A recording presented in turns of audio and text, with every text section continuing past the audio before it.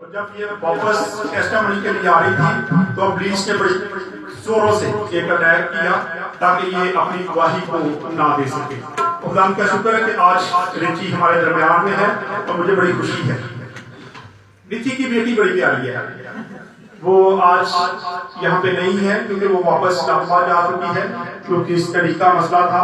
تو کل بھائی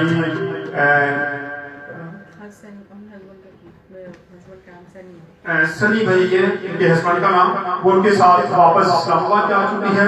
اور رچی ابھی کچھ دن ہمارے ساتھ رہے گی. میں چاہتا ہوں اس کے لیے آپ نے دعا کرنی تاکہ جب یہ واپس جائے تو دوبارہ کبھی بھی کوئی اپنی تحصیل یا کوئی بھی اٹیک نہ اس پر ہو اور یہ بیٹی بالکل سیف رہے. مسیح میں آپ سب کو سلام ہے. میں اپنی ٹیسٹمنی شیئر کرتی ہوں.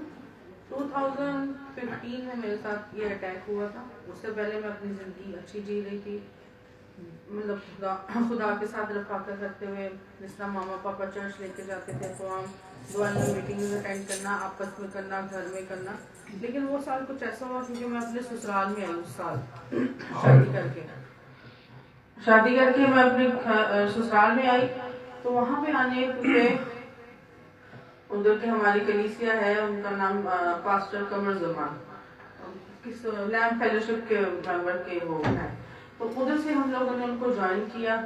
تو ان کے سالانہ پروگرام میں سے ایک میٹنگ ہوتی ہے کپل ڈیز کے حوالے سے.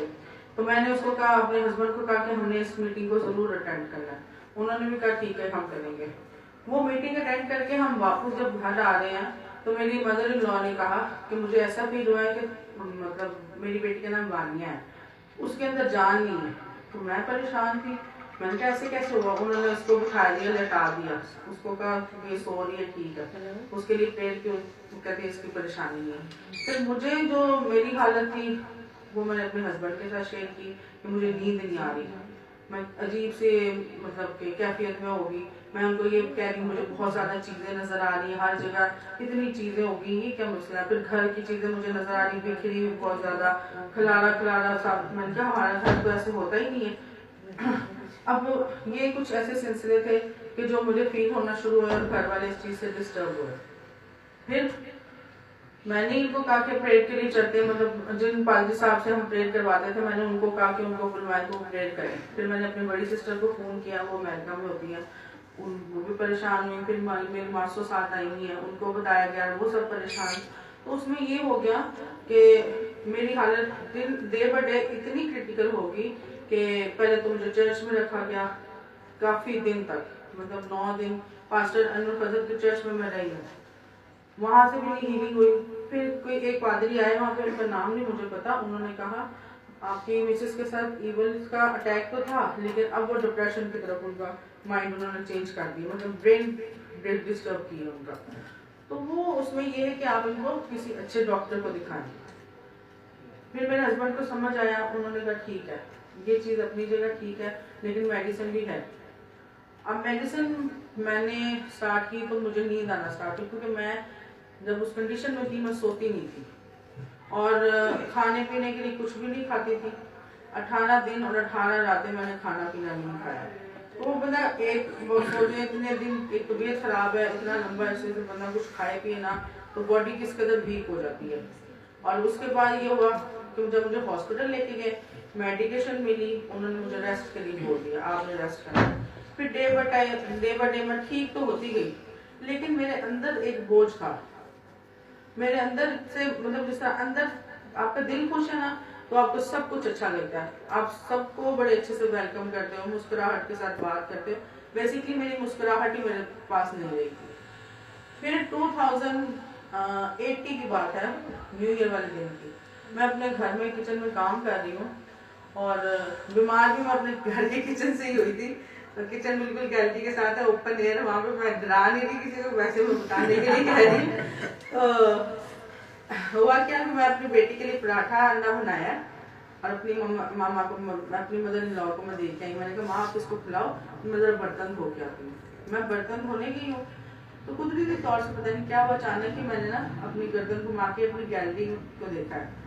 جب میں نے وہاں پہ اس کو دیکھا تو میرے چہرے پہ نا ایک بڑی اسمائل سی آئی ہے, میں خوشی کا ہوا مجھے. اب مجھے نظر کچھ نہیں آیا وہاں پہ کہ ہے کیا ہے کیا نہیں، لیکن میں خوش ہوئی. ڈے بائی ڈے پھر میں چیزیں میری پہلے جیسی ہوتی گئی.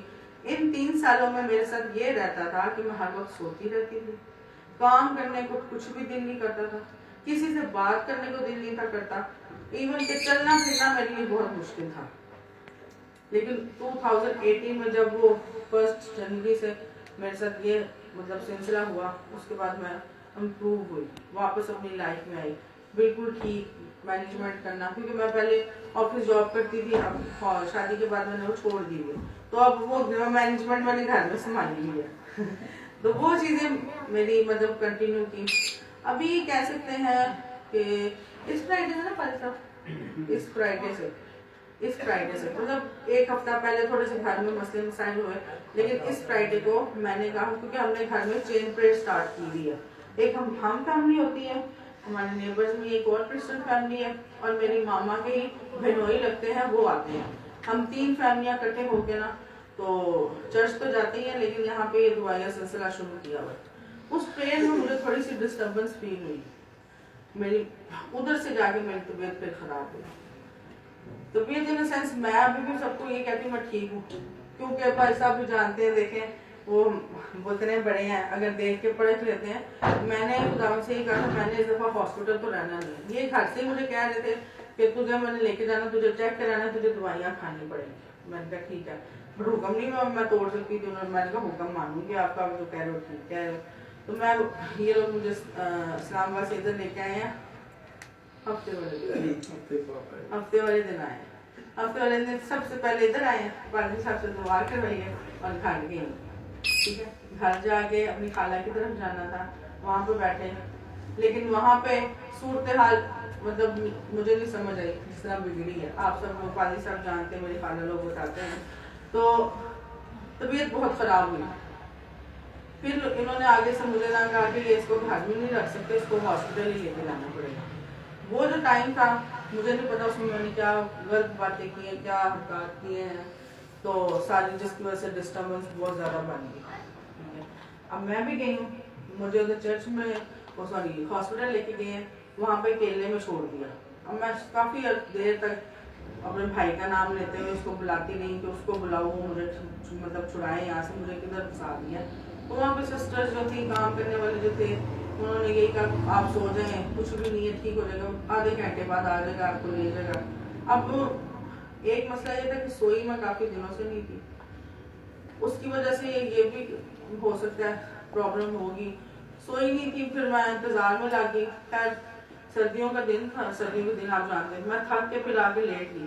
اور وہ جو میں سوئی ہوں بے فکری سے سوئی ہوں، مطلب یہ نہیں کہ میں نے اوپر کمبل بھی نہیں اوڑھا، کہ ٹھنڈ کے عالم میں نے کمبل بھی نہیں اوڑھا، میں سو رہی ہوں.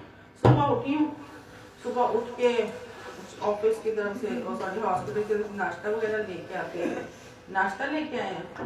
تو اس میں میرا بھائی میری بھابھی بھی ناشتہ لے کے آئی، ناشتہ کیا کٹھے. اس کے بعد میڈیسن دی گئی مجھے کہ آپ کھائیں اور ریسٹ کریں، میں نے ویسے کیا. لیکن شام کو میری طبیعت پھر بہتری کی طرف ہوئی. پھر میرے ماموں کے بچے آئے مجھے ملنے کے لیے، ان سے میں نے بات کی ہے، بڑے اچھے طریقے سے بات چیت کرتی ہوئی.